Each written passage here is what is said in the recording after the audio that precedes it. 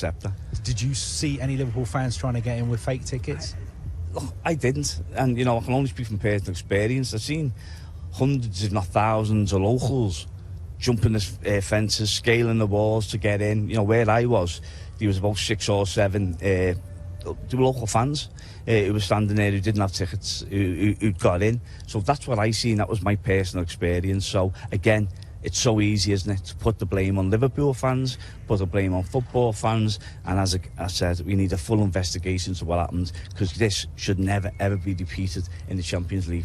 Hello, it's a lovely sunny morning. I'm hopefully going to try and make the most of today. But first, you've watched part of an interview. My local MP, Labour MP for West Derby, Ian Byrne, gave Sky News. In the interview, Mr Byrne admits that he saw hundreds, if not thousands, of locals climbing fences and entering the stadium without tickets. Now, it was this sort of action which caused the police to then start firing, spraying tear gas, pepper spray, and unfortunately into the eyes and faces of innocent Liverpool fans, men, women and children.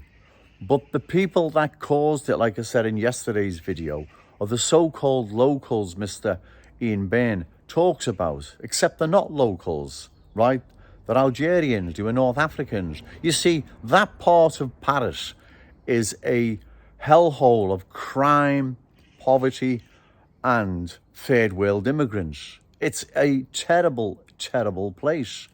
And because of that, hundreds, if not thousands, of these criminals descended upon the stadium and tried to get in there without tickets, which caused a riot, which caused a backlog, which then probably spooked a already panicked police force that then started firing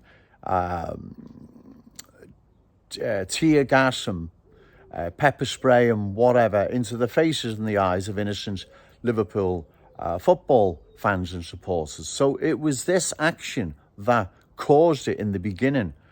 But you see, you've got to look a bit deeper here.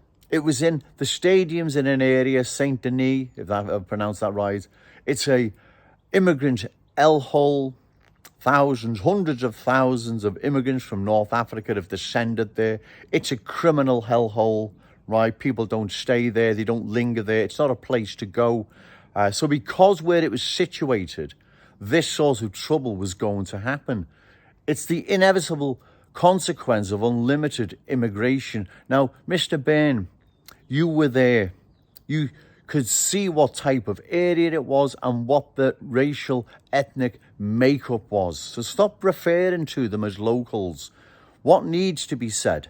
Also, sorry if I may, it is quite easy to blame Liverpool fans because the mainstream media is not going to blame immigrant criminals living in an immigrant hellhole, are they? Oh no, it's easy to blame Liverpool fans, right? That doesn't go with the multicultural narrative blaming North African immigrants, does it? Of course not, right? And you're quite right in saying that. It was easy to blame Liverpool fans.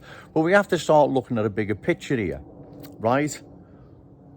What happened at the stadium is the inevitable result of unlimited mass immigration into France and into Britain that's created a hellhole, a criminal hellhole on the borders of the stadium where Liverpool were playing Real Madrid. Now, instead of politicians and the media admitting this and highlighting it, all they're doing is blaming Liverpool fans, or like yourself, Mr. Byrne, referring to them as locals. You were there. You know quite well they weren't French locals. They were Algerian and Moroccan North African immigrants, right? And then later on, they went on to mug, rob and assault Liverpool fans, right? And you need to highlight that. This, again, is the inevitable consequence of unlimited immigration into France and also into Britain, right?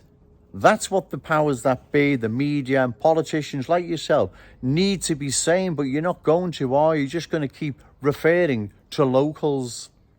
Okay, thank you.